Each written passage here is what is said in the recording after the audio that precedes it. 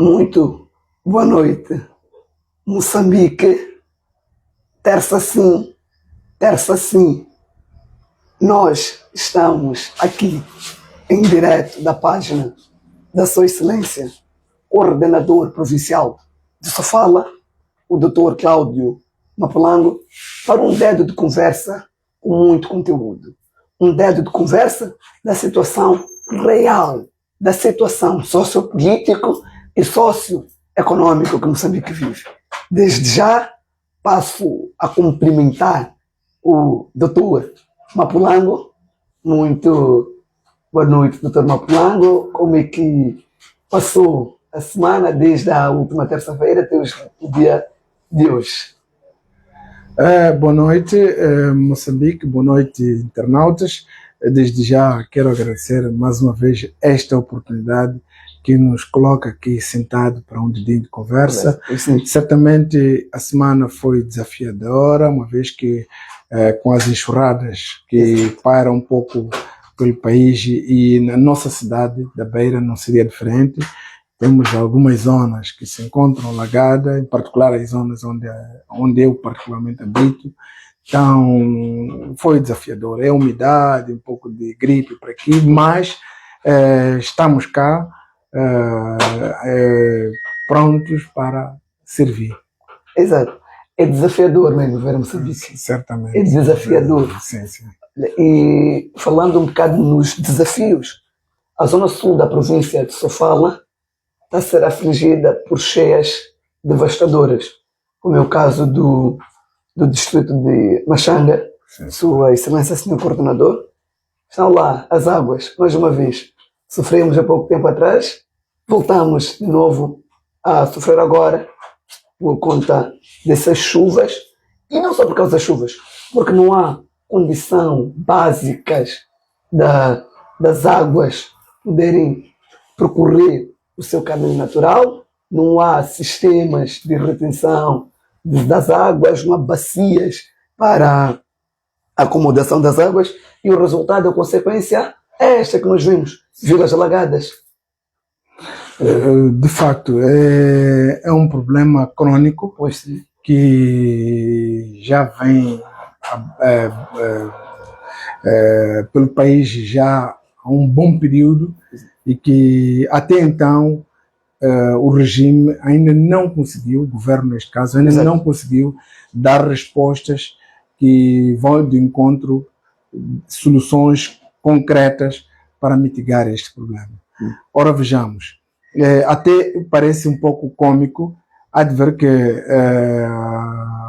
os distritos do norte de Sofala, a época agrícola foi um pouco penosa para eles, porque tinham o mesmo problema de água. Exato. De um lado, temos a cultura a secar por falta de água, mas do outro lado, temos água em abundante que até cria estrago. Exato. Então, eu penso que é mesmo fruto de negligência reiterada do regime, na medida em que não consegue até então encontrar um sistema de gestão hídrico que possa responder àquilo que são as necessidades do país. E mesmo para aproveitar a deixa,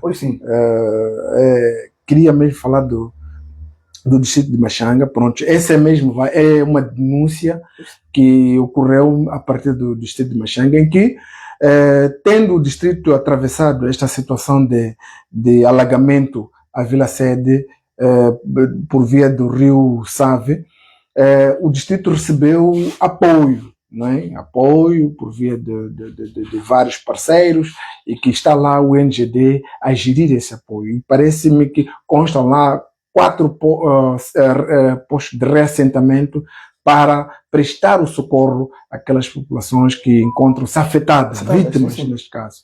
Então, e elas estão lá a lamentar. Dizem que assistem à entrada massiva de muitos produtos para apoiar a situação crítica que eles se encontram, mas ao mesmo tempo, ao nível dos centros, não tem alimento. Passam aí a comer papa com sal. Mas eles assistem à entrada de açúcar, farinha, arroz, e não sabem para onde é que estão a ir. E isto, penso que está espécie que é mesmo uma cultura de gestão, de má gestão, porque também sem querer fugir do distrito de Machanga, o distrito de Mwanza, hoje, pese embora que o regime tudo faz para não trazer essa informação à tona. Há dirigentes que estão sendo detidos por conta do desvio de produtos para exatamente socorrer a população que se encontra em necessidade. Difícil. Num momento difícil, mas temos dirigentes a desviar esses apoios. Dificultando ainda mais a vida da população. Então, é Machanga. Eu espero que as autoridades competentes possam lá se fazer e procurar inteirar do que efetivamente está a acontecer, para onde aqueles apoios que foi direcionado ao distrito de Machanga para socorrer as vítimas, onde é que pararam ou onde é que estão a ser encaminhados. Porque a população que precisa está a chorar, está a clamar, ligaram exatamente a chorar, a clamar, porque estão a comer papa com sal.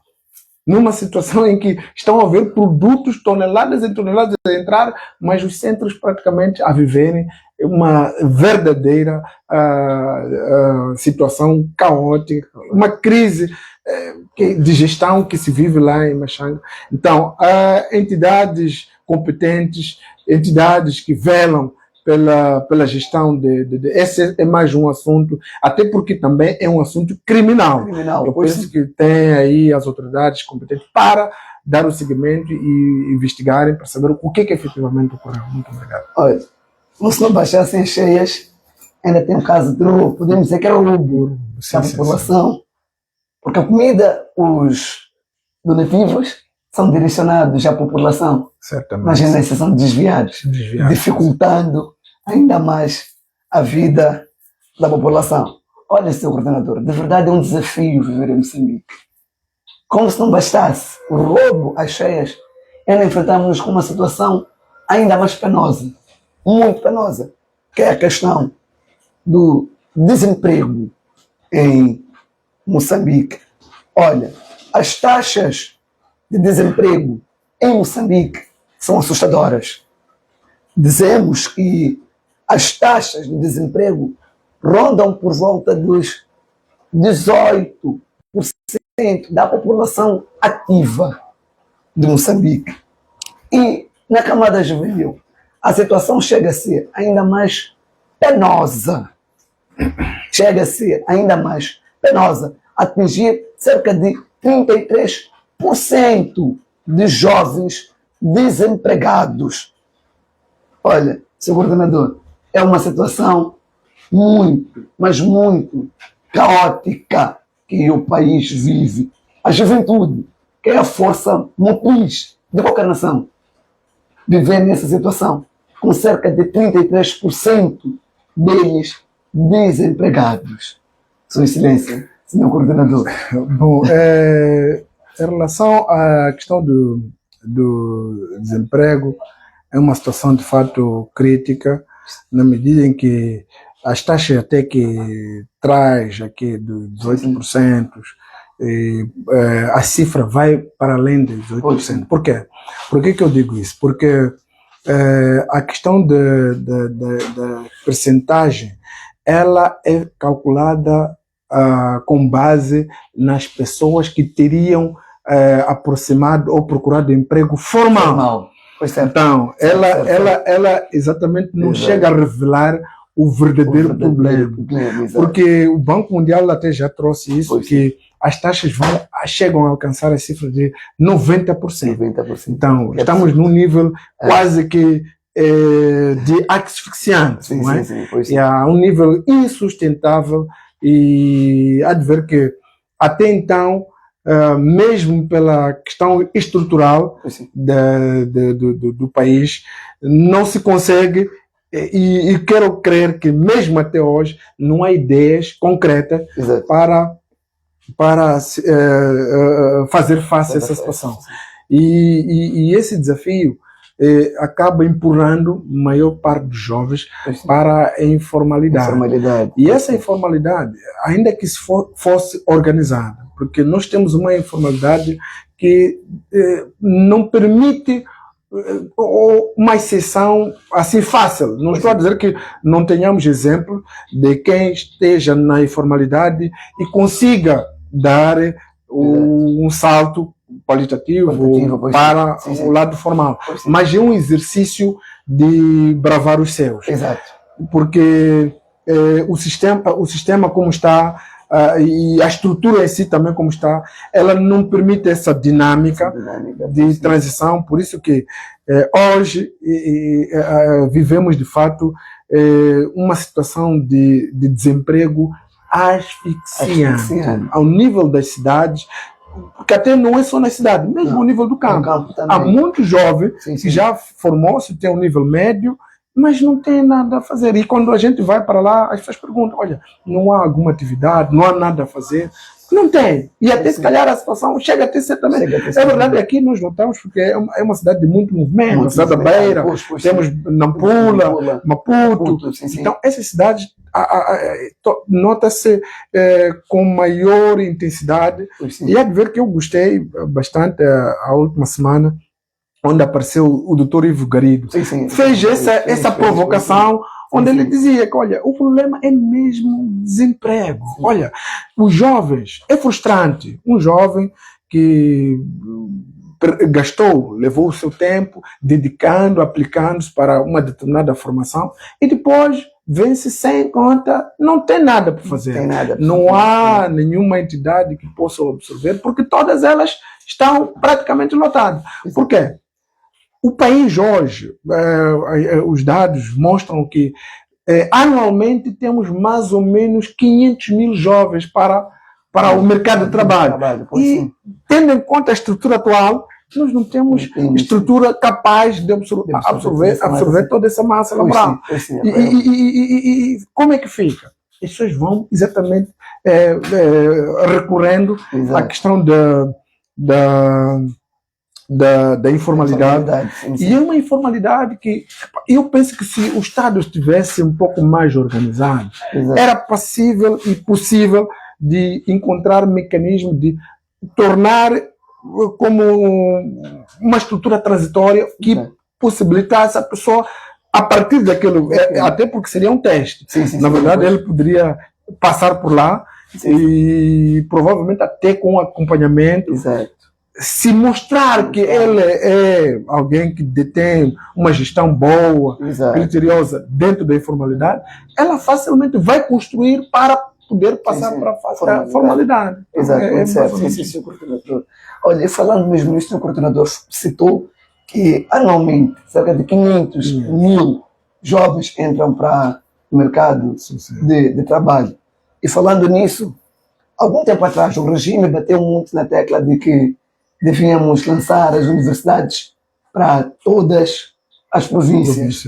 Pois sim, lançou-se, massificou-se as faculdades, então chegamos a esse número de 500 mil jovens que vão para o mercado de emprego.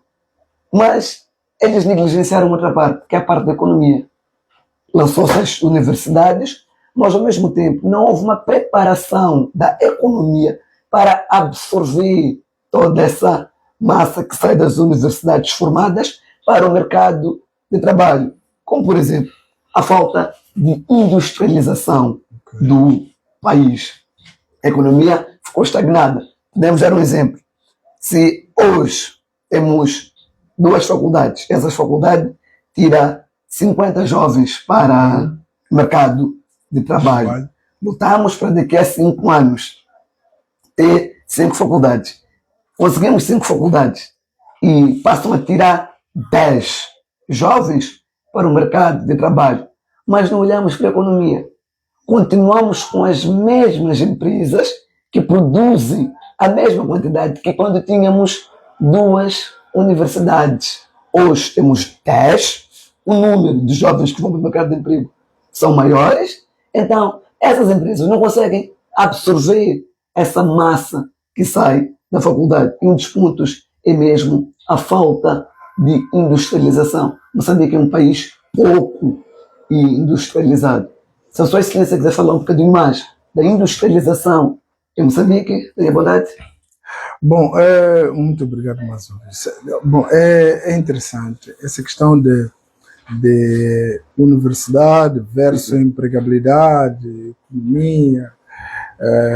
Eu penso que hoje o regime criou um problema que, por si, ela já sabia onde que tudo isso iria desembocar. Exato. Porque há de notar que é bom ter as universidades, muito. e mais do que ter as universidades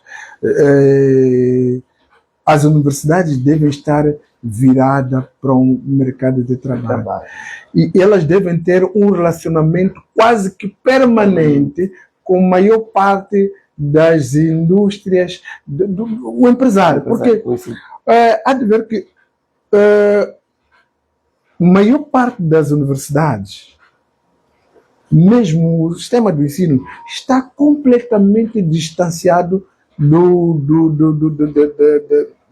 da indústria, de quem detém o poder para empregar, do patronato. Então, as instituições estão distantes. Por que eu digo isso? Há de ver que lá, nos outros quadrantes, fala-se de startups, fala-se de inovações. Essas inovações nascem dentro das universidades. Pois sim. Porque aqui é ligação o mercado, não é? Que é empresas e as instituições. Porque as empresas é que definem o tipo de trabalhador que eles querem ter. Então, não pode, o governo até pode o currículo. Hoje temos esse problema até do currículo. O currículo para aqui, agora mudam isto, muda aquela vírgula, aquele parágrafo. Mas o problema do currículo é que o currículo é feito nos gabinetes, tendo em conta a uma realidade inexistente. Olha, eu não sei se em algum momento o governo já sentou com a entidade empregadora, com as empresas, para questionar qual é o tipo de trabalhadores, de técnicos. Vocês querem, vocês precisam para pôr a máquina funcionar. E elas irão participar de forma direta.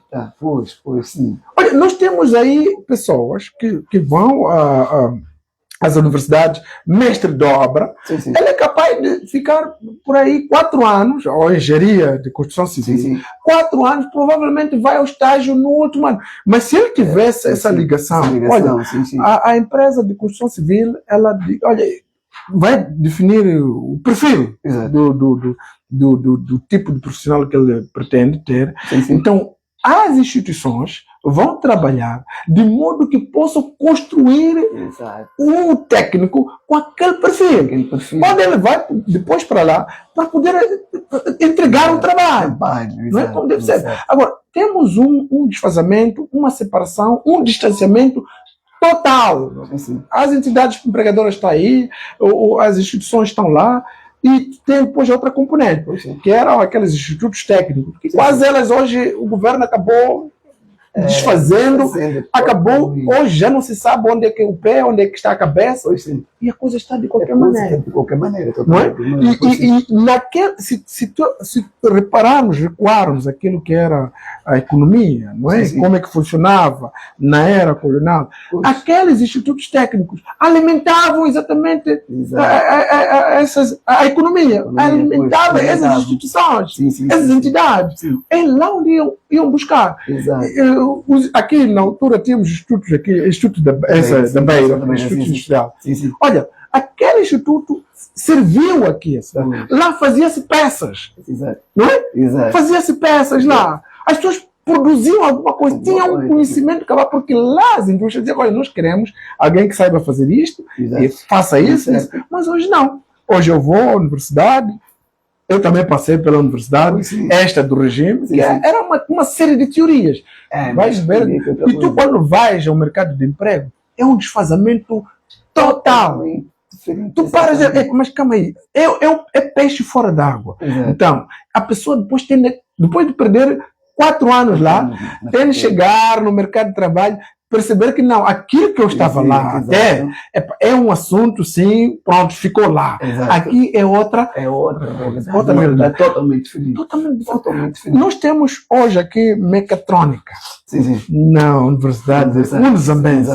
O que é que produz? Olha, mecatrônica, lá fora, o engenheiro mecatrônico é alguém que está a produzir. Exato. Eu esteve há dias a ver alguém que passou por uma das grandes empresas, permitam que eu cite, que é o Facebook, e foi um dos parceiros. Hoje, ela está a prestar serviço para a defesa norte-americana. Está a produzir instrumentos. Mas é alguém que passou pela universidade e aprendeu isso lá. Aprendeu lá. Exato. E nem chegou até a concluir, ele depois percebeu que olha, era possível lhe dar continuidade e deu continuidade sem terminar o curso lá. Mas agora, as nossas universidades é teoria, é mais teoria, é mais teoria. No final sai. E essa eu penso que é um desafio que, antes de se pensar no currículo, eu insisto, volto a falar de educação, e eu insisto, provavelmente estava até fora, permita-me que eu roube isso. A educação, por isso quando diz a educação, eu acho que definiu-se no passado a educação como um instrumento de tomada de poder. Porque eu acho que pensou-se assim, que era um instrumento de tomada de poder. Por quê? É a partir da educação que o cidadão comum vai se apropriar de ferramentas, de instrumentos, para poder estar a nível da sociedade e quizá até vencer etapas de desafios. Está percebendo? Mas há de ver que, eu não sei se é propositado ou não, essa negligência de fazer com que a educação seja mesmo uma situação de não aprender. Até tornar as pessoas, podemos dizer, tornar as pessoas burras, nessas, sem conhecimento. Hoje, se reparar, a maior parte até da juventude que tem um pouco de curiosidade, se consegue até trazer, é um pouco de curiosidade.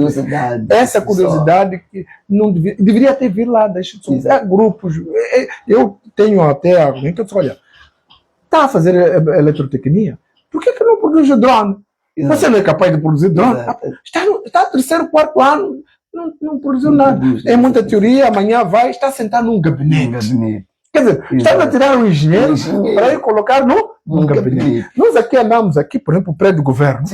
Há de ver que tem muitos engenheiros agrônomos, né, sentados nos gabinetes, a gastar o cradleque lá, a gastar não sei de que é a água, enquanto lá no campo, o campo está vazio. Está vazio, produzir as batatas, o tomate. Então, é este. Por quê? Porque o currículo tem esse distanciamento.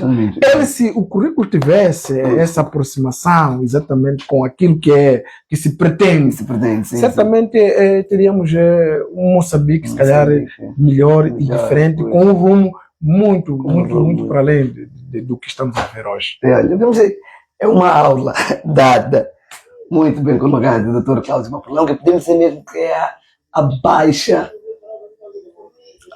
qualidade do nosso ensino, que acabou de falar. E como consequência direta dessa baixa qualidade, temos a pobreza extrema. Por quê? Vou dizer um bocadinho mais. Olha, doutor, disse que Moçambique não é um país industrializado, mas Moçambique tem indústrias. Mas não tem indústrias transformadoras. Tem indústrias extrativas, que vêm extrair os recursos de Moçambique e carregam para fora. Mas essas indústrias extrativas que estão aqui em Moçambique não empregam os moçambicanos. Vai mesmo direto com o que o doutor estava a falar, porque não há qualidade.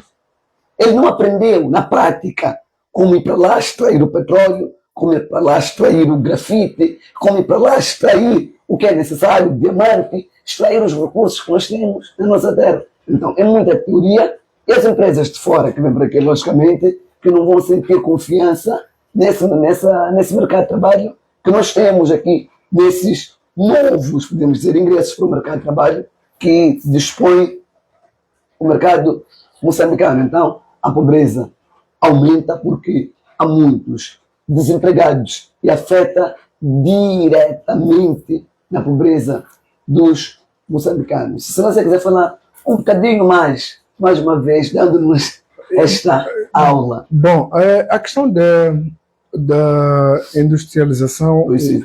eu penso que é interessante. Sim, sim. E veja só, até porque deveria até falar da componente agrária. Agrária, pois sim. Porque definimos nós, acho que define-se, Sim, sim. né, como a base, A base, sim, a sim, base, pois não é sim. como a nossa base, a Como a nossa agricultura. base, sim. Mas há de ver que esta construção é falaciosa. É falaciosa, Porque pois. já nem na prática constitui a agricultura. É verdade que ela acaba até fechando, não é? Pois sim. Mas nós hoje somos o país de importação, o nosso cereal, uma boa parte do Uma boa parte milho, do milho. uma boa parte não sei de quê, vende Vem de fora. de fora. Pois sim. Vem de fora. Vem de fora. Então, eu me pergunto, a questão é, ok, nós estamos a investir no ensino, ok. A pergunta é, qual é o objetivo a curto ou médio prazo Pois sim. que o governo terá definido? Olha, nós, pelo menos daqui a 10 anos, em função do currículo, em função da metodologia, nós teremos, pelo menos, área XXX mais ou menos resolvida, minimizada. Minimizada, pois sim. Nós hoje não temos. Uhum. Estamos a discutir há mais ou menos 50 anos. Pois sim. Até deixemos, vamos pegar de 94 para cá. Pois sim. O país regrediu. Regrediu totalmente. Regrediu. Aquilo que tínhamos como indústrias Exato. hoje estão totalmente fechadas. Uma delas é aqui na cidade da Beira, Sim, que é sim. a Mobeira. A Mobeira, pois sim. Como é que a Mobeira vai funcionar se a matéria-prima Exato. passar a vida toda a importar? Mas tu tens aqui campos capazes de produzir Pois isto. sim. Não é? Fala-se de Tete Angônia, tem capacidade para a produção de trigo. Trigo, sim, sim. Mas já proporcionou técnicos e também ferramentas capazes de para fazer essa produção? Não. Tá bom, está a pensar em fazer isso, tem já médio prazo ou curto prazo? Também não tens. Não tem. Olha, as indústrias, os megaprojetos, olha, aquilo é business.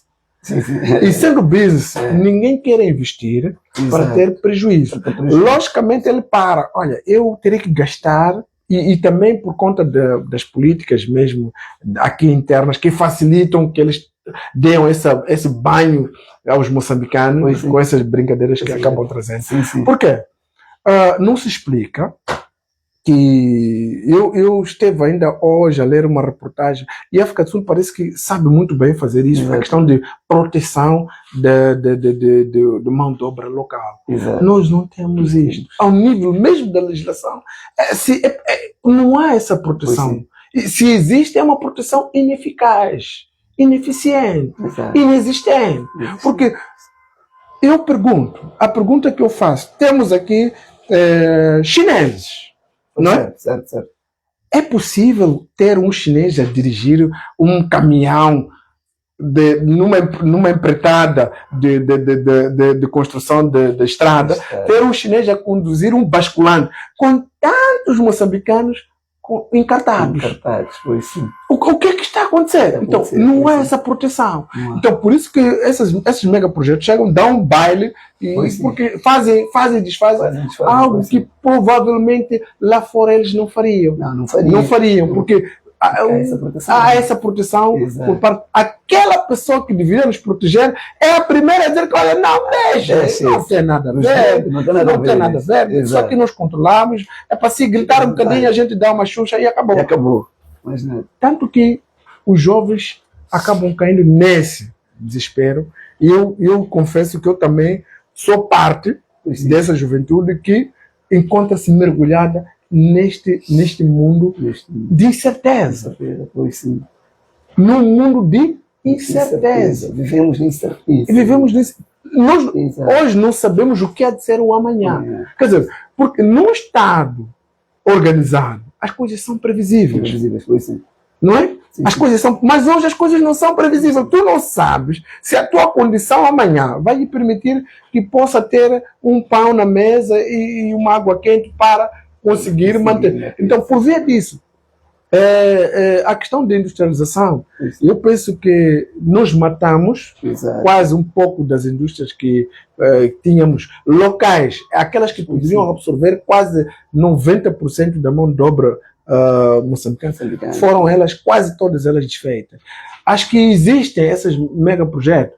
Há de ver que se absorvem ecolimitações, porque também o governo não lança mão para proteger esse lado. Exato. É que não se pode permitir, fala-se de gás. Nós aqui já temos vários institutos e temos vários jovens, eu conheço vários jovens que já tiveram formação até fora do país, mas estão aqui, não têm a oportunidade de poder fazer parte a este mega projeto. Então, tu vais reparar, eu quero acreditar no desafio, tenho plena certeza, até não é desafio, é uma certeza. Mais do que a metade da mão de obra que está lá não é moçambicano.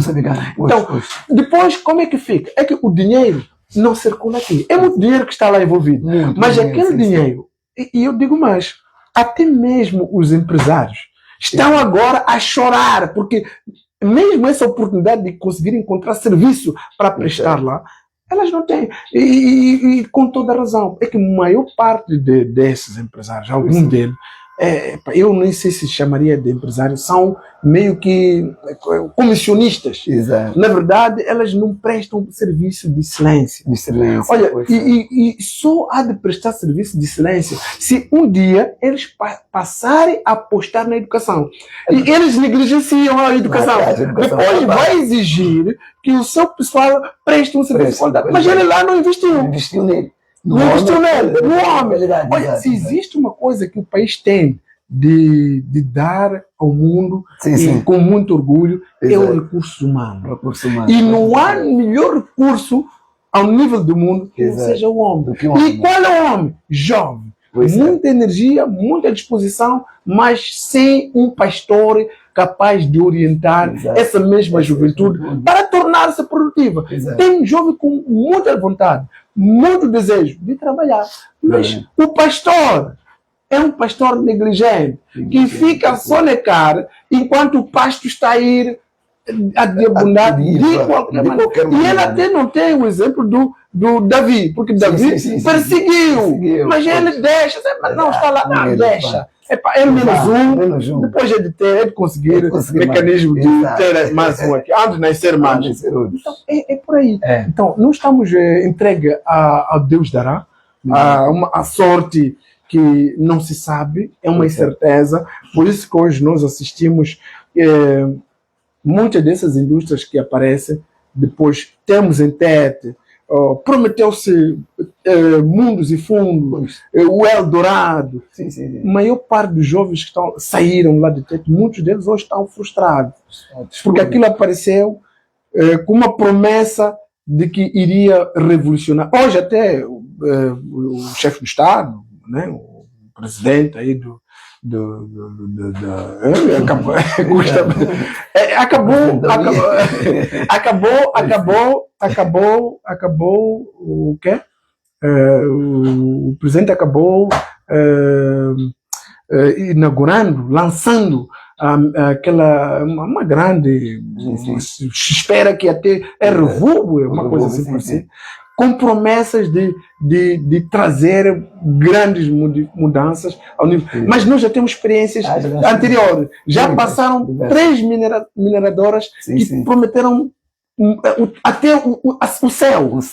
Mas olha, o que nós encontramos é poeira que está a viver em Moatize. Não é? É uma calamidade aquela que está a viver em Moatize. A água.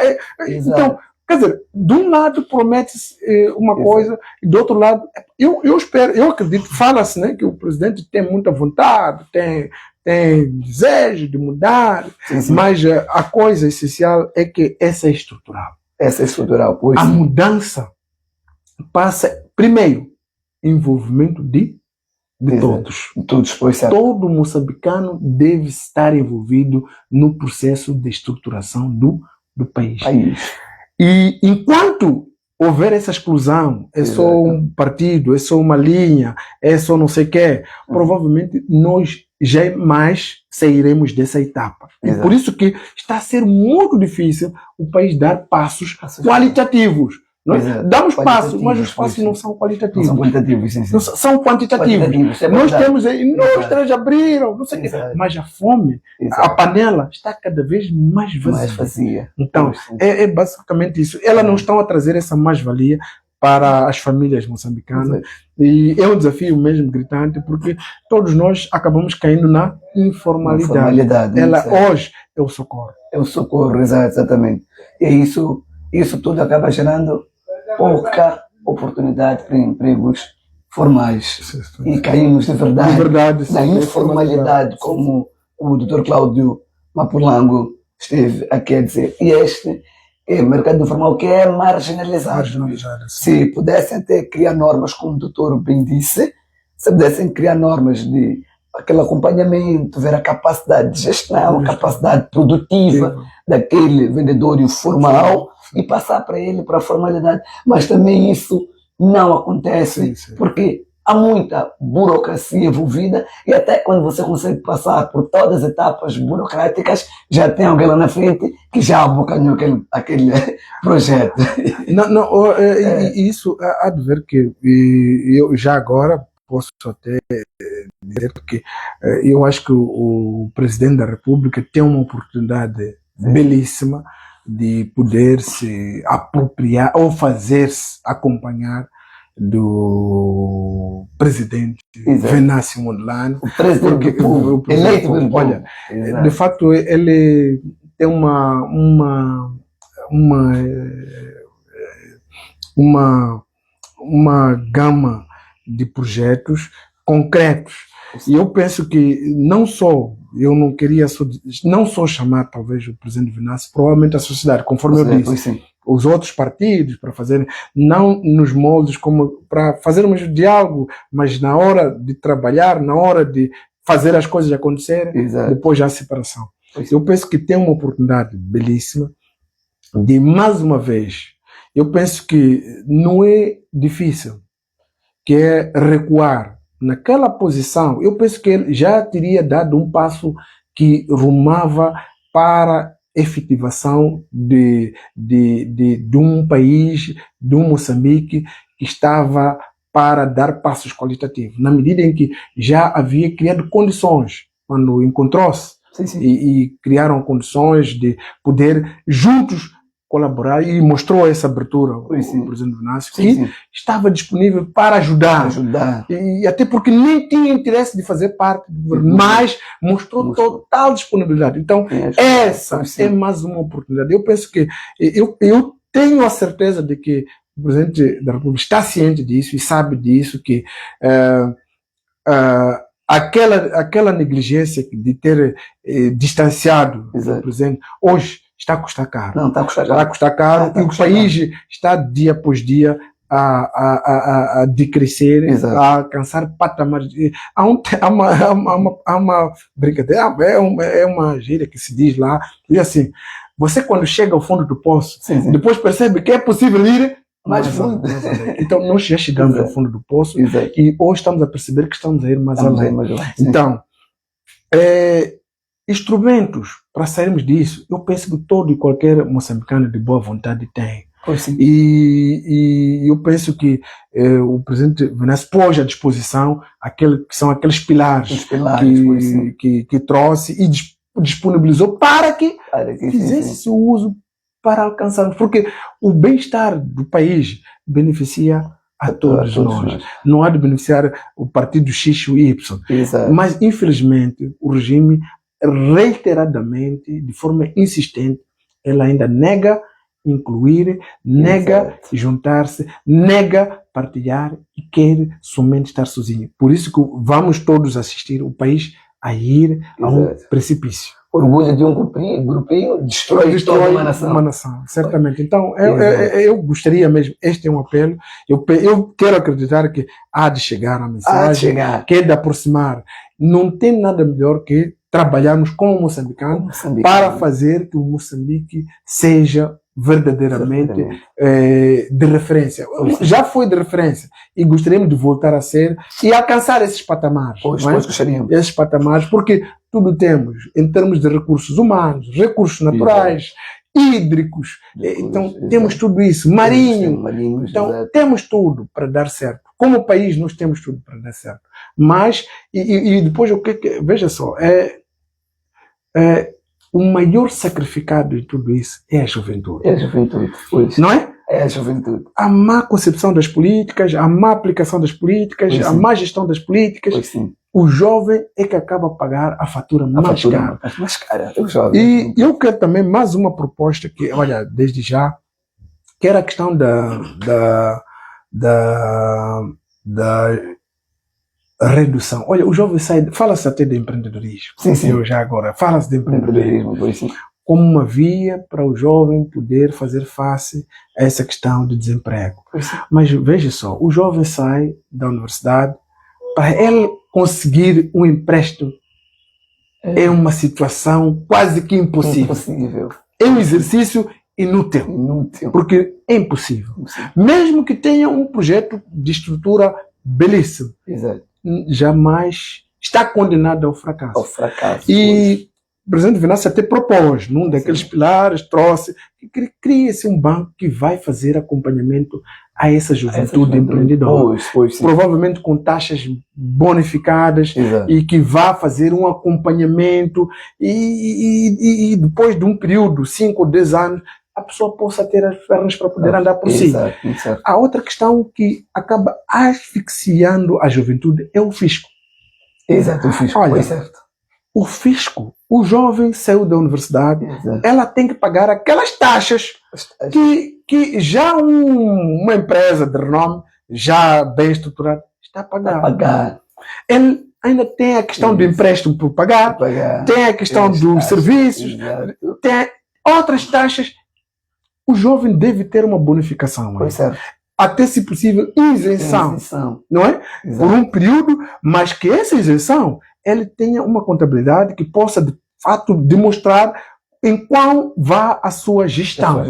Não é? Ela não paga, mas ela tem que fazer essa demonstração. Olha, eu produzi X, depois encaminhei daquela forma, esse é o lucro que vou guardando para reinvestir. Mas isto muito bem estruturado. É que no espaço de 5 anos, nós já sairemos, não, este já saiu daquela fase incubadora. Exato. Então vai para uma outra fase, onde vai para outros 5 anos, outros 2 anos, vai passar a pagar, vamos a crescer, exato, até que ele tenha uma robustez, né, uma robustez mínima. Não é? Então, isso vai de fato ajudar. Então, vai ajudar. Agradecia que pudesse mesmo ter em conta, exato, esse aspecto, porque esse aspecto vai fazer diferença. Muito certo, vai fazer diferença. Olha, ainda que os jovens consigam aceder aos financiamentos, depois do financiamento, o fisco asfixia. Acaba levando todo, acaba sugando. Olha, ele tem que pagar, provavelmente tem as instalações, é arrendada. É arrendada, pois sim. Tem que pagar os trabalhadores. Tem a segurança social que também aparece. Tem as finanças que está por cima.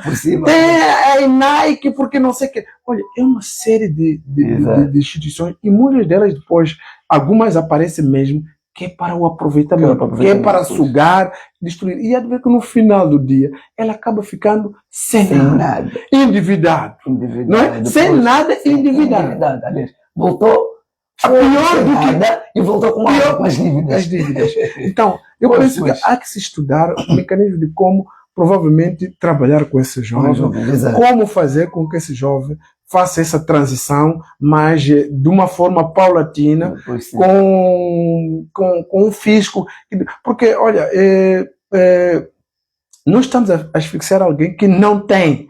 E quando aquele exemplo vem à tona, de que um jovem foi buscar empréstimo, procurou fazer isso e hoje encontra, os outros retraem a outra camada jovem que quer seguir aquele caminho. E qual é o caminho que depois passam a seguir? É da empregabilidade. Então, todos eles já têm provavelmente dificuldade de ir à busca dos sonhos, porque percebem que os sonhos aparecem depois de uma mão invisível que acaba esmagando todo aquele sonho.